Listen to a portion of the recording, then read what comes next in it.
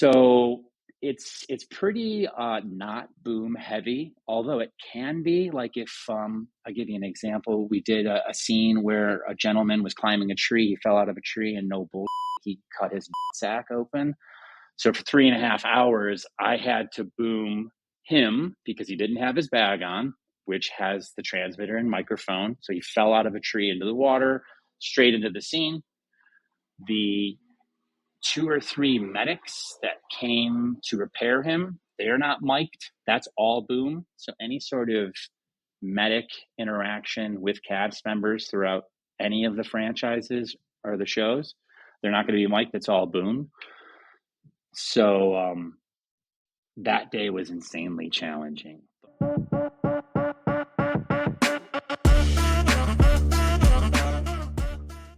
All right. Today I'm joined by James Sieczka, and we're going to talk a little bit about audio recording. So Jimmy, just to start off, could you please introduce yourself, tell us where you're based, and kind of what recording do you specialize in? For sure. Thanks for having me, John. I grew up in Chicago and moved out to Los Angeles in 2005. Predominantly have been in Los Angeles since then. I did have a 5-year stint living in the Philippines where I taught audio engineering, like basically production sound techniques, introduction to sound, as well as like a intro to Pro Tools. It was a school in the Philippines that basically focused more on like directing, producing, and editing. So they were more kind of introduction classes for audio. It wasn't like an audio school per se. But I had an amazing experience there. Got to work with some Emmy and Oscar winners, Greg Kurta, Les Wolf, and those guys really taught me some really cool tricks in my mid-20s into early 30s when I was based out there. And when I moved back to America after, doing the teaching thing, and I also ran a startup media company. It was kind of like a YouTube type deal back in 2010. It's since gone away, but essentially we were creating pilots that would then be voted on by the viewers, and then the viewers would actually dictate which pilot would then be expanded. So in theory, it was a great idea. I think the execution, I wasn't the owner or anything like that. I just helped run it. I think the execution maybe missed its mark, and also YouTube had a lot of momentum at that point that was kind of hard to supersede. But an amazing experience. And then to answer your question, what have I been doing audio wise since I moved back from the Philippines and got out of, teaching and that stuff. I've been working primarily like in adventure shows. So living and working in the Philippines, I was kind of a shoe-in for adventure shows. They typically take place on off the beat locations, and you have to have very thick skin, to say the very least. Extreme weather conditions, torrential rain. Sometimes we'll be on the opposite end of the spectrum. It'll be severely cold weather stuff, ice fishing shows, stuff like that. But the focal point of my career has primarily been in adventure shows, a little bit of sports, documentaries, and a couple features here and there. Okay. It's funny you mentioned thick skin, because one of the first things that I want to talk to you about is a series called Naked and Afraid. So it's a unique concept.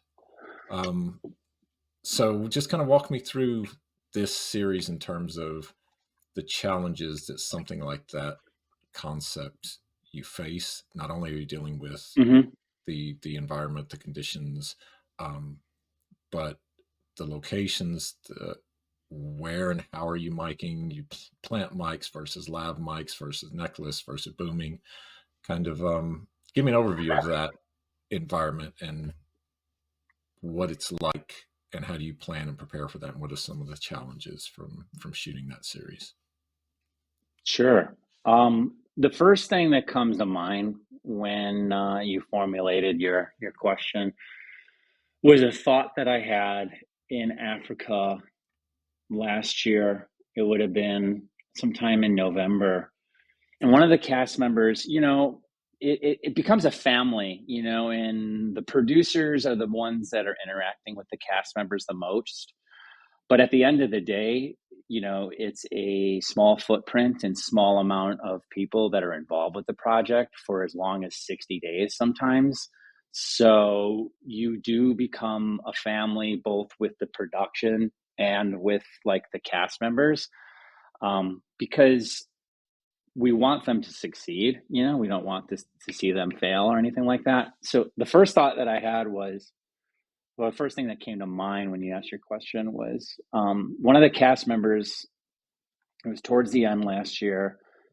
I can't remember if it was a guy or a girl. It doesn't matter.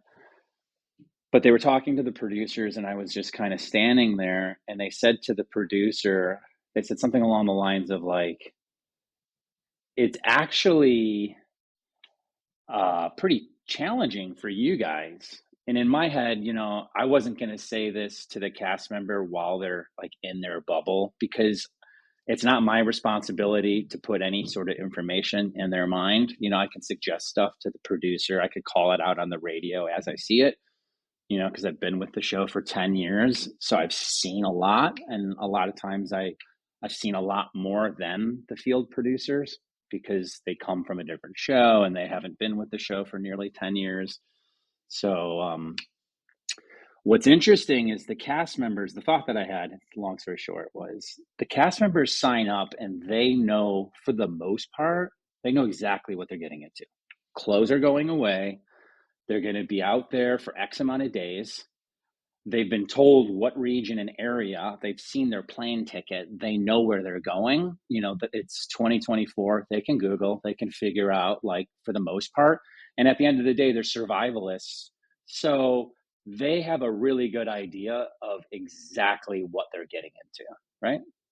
For us, the crew members, we go out there and we have wants and needs: internet, hot food, breaks, days off, um, power, all of that.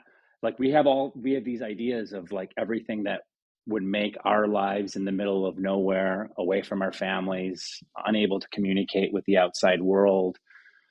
But then once you get there, because every location and every country is completely different than the previous, of course, it's helpful to have the experience of working with the show for, years and years and years.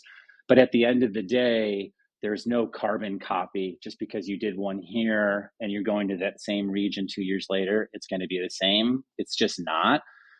So essentially, you go out there and you plan for basically the worst and hope that doesn't happen. I've had tick bite fever that's put me down, malaria, dengue.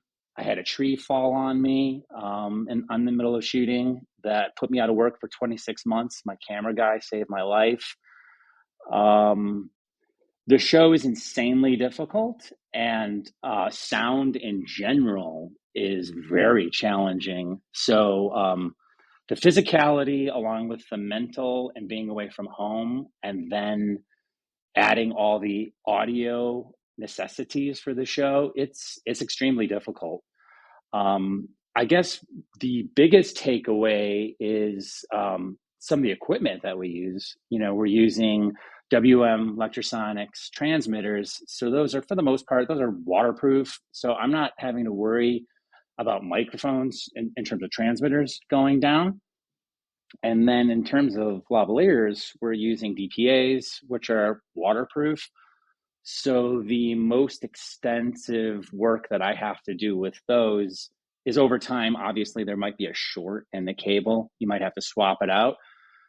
But the most challenging thing that I would have to do would be, blowing out the capsule, because we use the bumblebee's furs and we put that inside the necklace that they wear. And sometimes condensation, moisture, that kind of stuff builds up. So, you have to blow that out or switch it out. But for the most part, like once we finish the first day, we get them their bags, their transmitters, their necklaces. It's kind of like cut the cord and let them go. And the biggest thing is, be within a usable audio uh, distance, so you're not getting a bunch of RF. Um, the boom is primarily going to be when we're having massive encounters with wildlife, and or if casts are in water fully submerged, because obviously a transmitter is not going to transmit even if it's waterproof underwater. So it's pretty not boom heavy, although it can be. Like if I'll give you an example. We did a scene where a gentleman was climbing a tree. He fell out of a tree, and no bullshit, he cut his nutsack open. So for 3.5 hours, I had to boom him because he didn't have his bag on, which has the transmitter and microphone. So he fell out of a tree into the water, straight into the scene. The 2 or 3 medics that came to repair him, they're not mic'd. That's all boom. So any sort of medic interaction with cast members throughout any of the franchises or the Yeah. shows, they're not going to be mic'd. It's all boom. So that day was insanely challenging, but So is every day that is something. on the I just say is that on the fly in terms of like that event happens and you have to go switch, grab a boom, get ready to get as much as you can. So yeah, so I've done these so many times, not exaggerating, over 10,000 hours. So I don't know how many episodes, but essentially, you're not wearing the bag all day because the casts are going to be doing fires. They're all going to be within 10, 15 feet, supplies and all that. So it's like you want to give them space. You also want to give your body and your back and your shoulders like a break. You don't have to constantly be wearing the bag.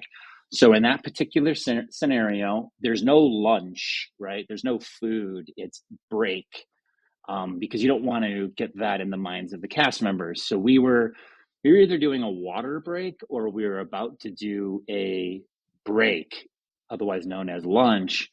So, I have the boom always like set up near my bag, and it's got a cable ready to go should something pop up.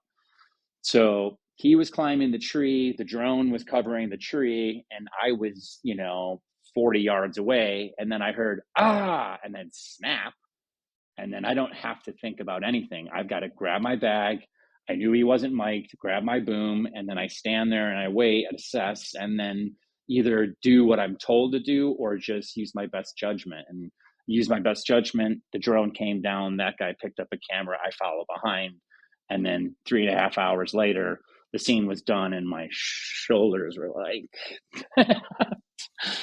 so the good thing is they actually used the footage and it sounded bitchin', and it was all done with one microphone. But yeah, that was a really wild, wild, wild day. Never Wow. a dull moment. I can imagine that's just like you're saying, there's probably multiple instances that you go into each season where there's probably something crazy that's happened in a series like that.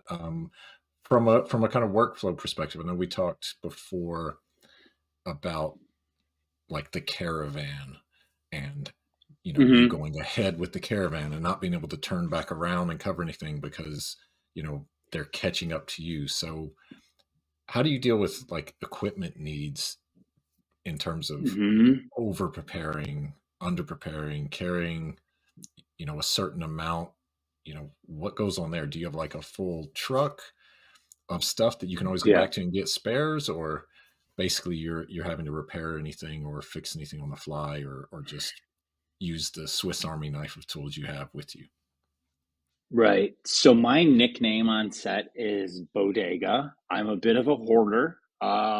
If you see my K-Tech harness, there's knives, flashlights, tape, boom holder, There's so much gack off me because if I don't have it, and also I'm a very neurotic person, so I'm constantly kind of thinking about what potentially could go bad in the future.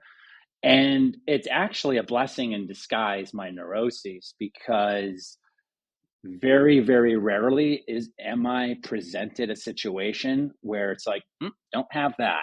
It's actually the opposite. I usually have like camera guys or camera department coming to me and saying, "Hey, do you have this?" And it's like, "Yeah, I have that." It could be anything from like a blower that they're going to use for their lens. I use it for my rig because you're constantly going through shrubbery and bushes, and it's all just growing on your rig as you walk through.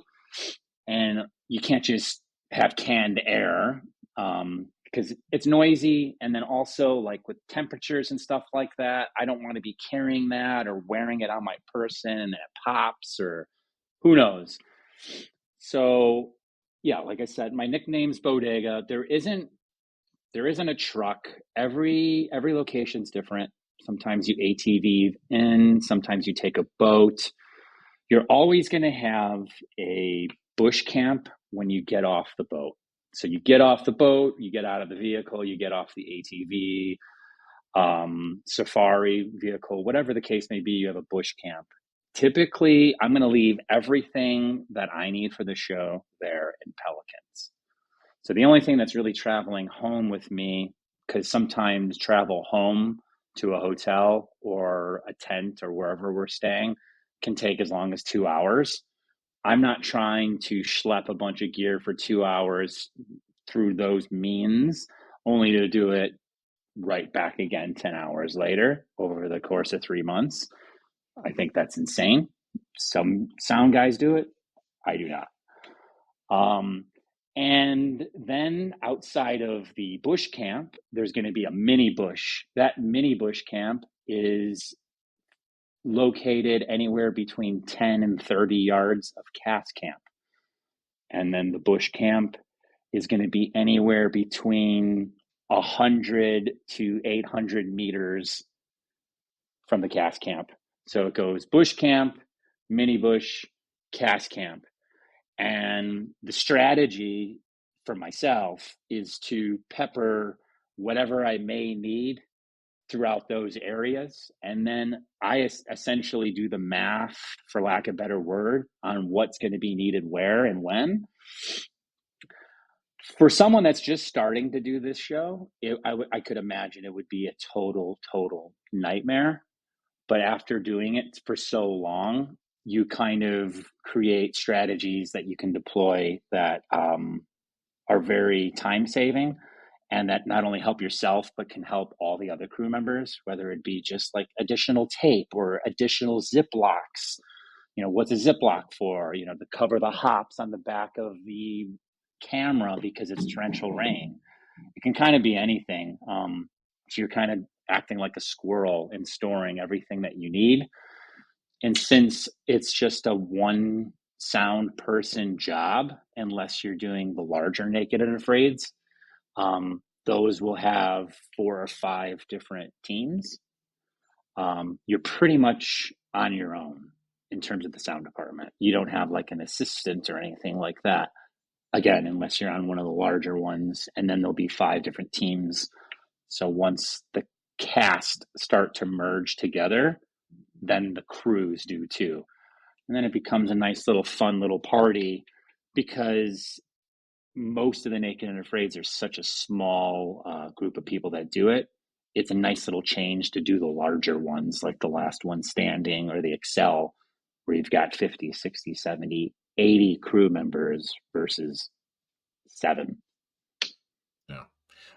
So switching gears slightly to Sure. another show Sure. that I've started binge watching myself, which is the Below Deck. And I know we briefly talked about some of the challenges with that Mm-hmm. series, but for you more specifically, I think you've got one of the worst challenges, which is the sailing yacht Below Deck. So can you kind Right, of right, set right. that up That for was me? it. Yeah, because I can Sure. imagine it's hard enough just being on a boat dealing with that environment. In But then general. Yeah, Yeah. but now you're on a yacht where every time you go out, you're 45 or 90 degrees sideways. So how is that like? Hmm. How do you do that where you have such a confined space, not a lot of equipment, multiple people you're miking in and out? Kind of describe that Hmm. scenario and the challenges behind that. That show was definitely a beast. I think starting with the gear, that was all 788s. I did that at the height of COVID. I believe it was the first show, if not one of the first shows that came back to production, would have been June 2020 in Croatia. It's funny because people ask me, where have you been? Or, if I look at a list of countries that I've been in my brain, although I lived and stayed in Croatia for 2.5 months shooting that show, it's as if I never was there because it was COVID. I had to quarantine 14 days in a hotel. I didn't know anybody on the crew. And then the only thing I was allowed to do was wake up, go to the boat. The boat would take me to sea. We'd stay out at sea, record all the debauchery, the drinking, the partying, whatever the nonsense was for that day. And then we would go back. Um, all the while, recording with 788 packages with 411 receivers for the non techie audio people or the new audio people just getting into the business. The 788 Sound Devices recorder is a workhorse. It's amazing. It's great for scripted, or I should say it was great for scripted. It still is now. It just doesn't have some of the easily accessible features that sound recording devices have today. But to be wearing it in a bag on a sailboat that, is kind of like that sometimes, I forget the degree at which it lies, but out of nowhere, they'll get the coordinates and then they'll get the weather and they'll be like, okay, now we're switching. So you're like this, but because the wind and where we're going, now we got to go like that. And it's a whole thing on the radio and then all the cast members. And then there's food sliding everywhere and chairs and cameras. And it's wild. And I think the thing that frustrated me the most about the show and any show in general is communication. And for that particular show, and a lot of these shows, the audio want and needs aren't always expressed or explained. And for that situation, I remember I was a week, 2 weeks, maybe 3 weeks into the show, and I was not aware, and partially because I could have asked, but I was unaware that the 788 that we were wearing, it's like 45 pounds. It is simply a guide track for the camera guy. So literally, so layman's terms, they literally have us using the heaviest type of equipment to be running around on a boat on its angle, and all we're doing is essentially providing like a guide track to the camera guy so he can move from here and then he can follow the audio to here, because there's a master board that's pulling in as many as 20 lavalier mics in the base of the boat. But like, the show was made up with a lot of people that had been doing the show for years, so it was a bit clicky, and trying to figure out the information and then adding in COVID, there's no like socializing unless you're at work, and if you're at work, you're not really socializing, you're working because you have to be quiet.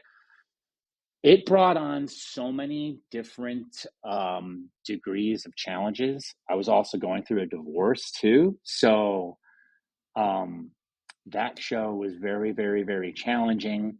And then you have some very eclectic, interesting cast members that they may be one thing and act another way, or they may act one way and be another way. And then you throw liquor into it, and it's kind of nonstop debauchery. Gotcha. Wow. You mentioned two very interesting because it's not something I would think about until you mentioned it was the COVID and lack of social interaction time with other Sure, members yeah. outside of work, because this is where a lot of these like minor conversations that you might have with them, where not only do you build rapport, but you kind of talk about some of these challenges, and then you Yeah. have the opportunity for somebody to just freely go like, oh cool, I can switch this out, or I can do that for you. But if you have Mm-hmm. zero communication outside of literally, like I say, we're recording, you can't talk. um Mm-hmm. And then that's straight to your room as soon as you're yeah. set. As soon as your shift ends, like sometimes we would have like little dinghies come out to the ocean. I actually had the night shift, so this I was always the dinghy coming out to tap somebody out because I had the night shift, which was brutal because I don't drink anymore, I don't party anymore, which is fine. I don't judge. I was a party animal. That's probably not for this podcast, but yeah, I have stories that would spin heads in terms of my partying debauchery. But essentially, I was the night shift. So because it was COVID, we weren't really able to go to any bars or clubs. We would rent out some facilities and get some scene work done. But for the most part, we were just floating in the ocean and they were getting completely hammered. And it was like the whole like I want to change my bathing suit. So it was this whole thing of like mic on, mic off, mic on, in water, out of water, mic on, mic off, boom up. And it was just that for weeks and It's weeks and like herding weeks. cats chaos. Yeah. Yeah. I mean, uh well, looking back, I mean, yeah, looking back, I don't know how I really pulled it off. It was very, very, very physically, mentally challenging.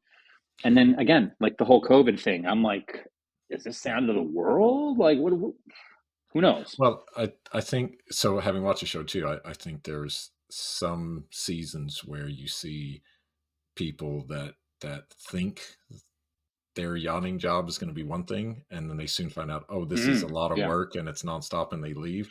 I yeah, think this is like audio too, because there's a point where when everything's going right, yeah, sure. I think there's a perception of you just point the mic in that direction and record, you're happy. But how many times do things go wrong that you have to have the experience and expertise to fix or prepare for, so nobody even knows something went wrong because you've already prepared for it, it's fixed on right. the fly, and then nobody knows any better. But had someone with experience not been there, all hell would have broke loose, and all of that audio would have been garbage or unusable or just missed completely. The supervisor is a good buddy of mine, Bobby Bremer. He's amazing. He usually would have the morning shift, and then that was great. So we had a great leader and great leadership in terms of the audio department. And then one saving grace was we had a day A2 and an evening A2 because especially at nights with like dinner and then swimming, night swimming and then partying, there's as many as 20 cast members. And remember, you only have 8 tracks in a sound device of 788.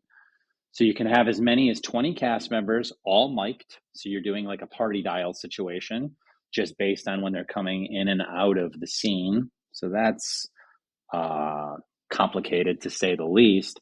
But then you're also having to deal with them wanting to change their clothes. So thankfully, we did have those A2s. And then Bobby during the daytime would also help support with kind of miking and whatnot.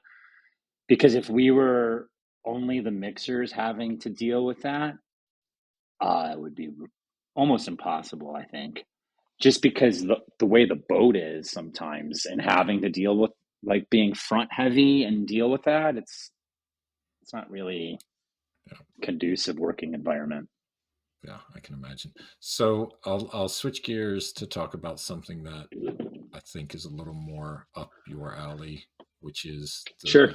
the sports related work you've done, especially the UFC Mm, or the Quest for the Cup. You yeah. have a background in sports, so tell me about those projects and what you like about those and the structure and doing more recording on some of those. I'll say Totally. reality, but sports reality series. for sure. So yeah, I did Quest for the Stanley Cup for ESPN a couple years ago. I'm a huge hockey player. I've been playing hockey since I was about five, so over 35 years. That was my first and foremost passion as a kid. And then I had a freak accident that kind of put my dreams of playing ice hockey at any capacity above high school just kind of on the back burner. But I still play hockey today, and it's a great, amazing sport. And then the UFC, I did several of the Ultimate Fighter seasons also during COVID, so that was interesting. Um, but it's pretty incredible to work with athletes because compared to the normal, or I should say the typical reality cast member or typical reality adventure show cast member, when you're kind of comparing them to athletes, a lot of times it's like night and day. A lot of these athletes, they have this kind of mental fortitude and structure, and they just stay on course. So there's very little. I think you had mentioned this when we were talking about below deck herding of cats. They kind of all get it, and they're all just there to get it done. And also the whole aspect of like filming, a lot of times for these athletes, it's so secondary. The focal point is like the job. So it's like the fight, the training, or the hockey, whatever that capacity is. So it's an amazing experience. I wish I've had the opportunity to do more in sports, and I'm kind of focusing and transitioning into that.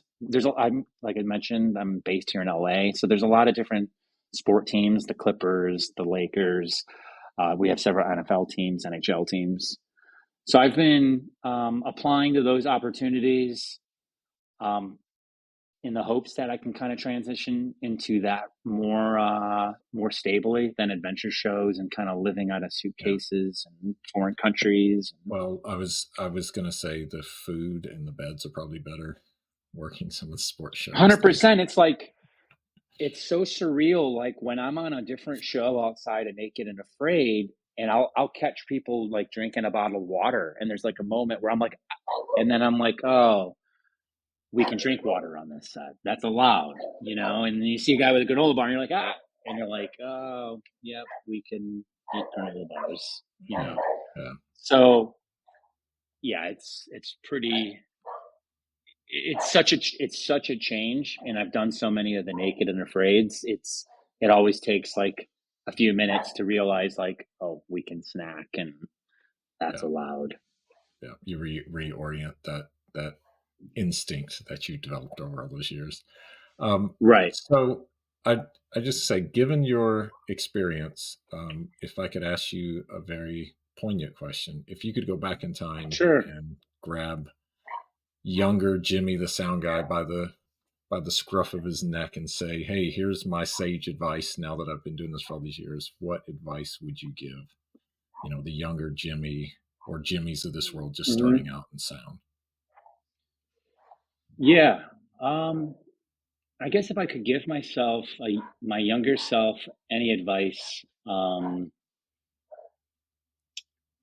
I guess what I would say is don't put all your eggs in one basket. I think one of the biggest missteps that I did with my career was focusing and putting way too much energy into one thing, and that would have been Naked and Afraid.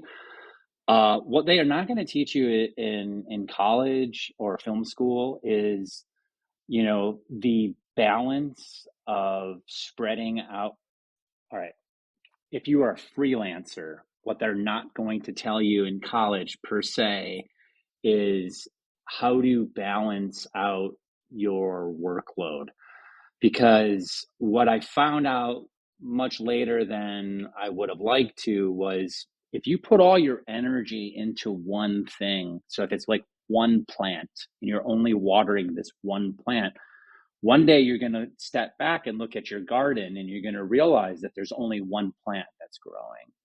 Whereas, if I would have gotten multiple plants being multiple shows, and not spent, more than, let's say, 2 years on that one show, and then, having the confidence in saying no and then trying to expand elsewhere, over 2 decades of time, you then have this beautiful garden with sports over here, or reality over here, and adventure over here, and docos over here.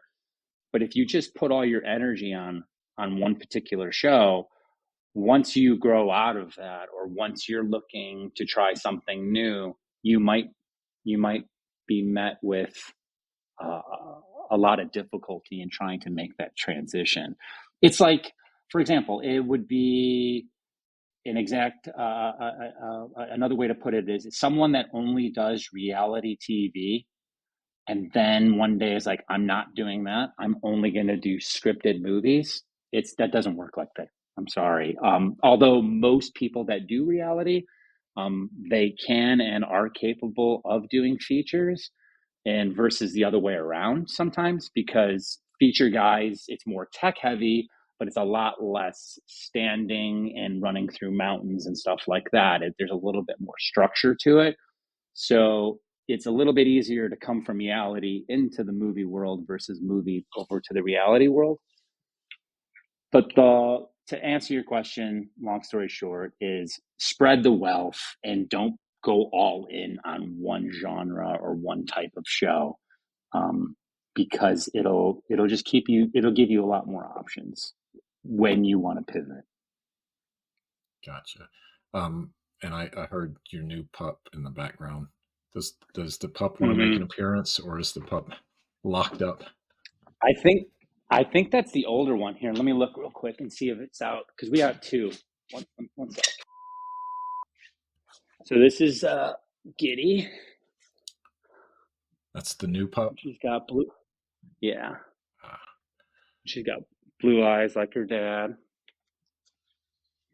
nice. And how old is she? 10 weeks. And you just got her recently, didn't you? Yeah, like 2 weeks ago. Nice. So Yeah. you're now gonna have to stay home because Dog. she can't leave out Yeah. behind. Yeah, exactly. Doggy dad, full time. She's a little genius, though. Yeah. Smart pup.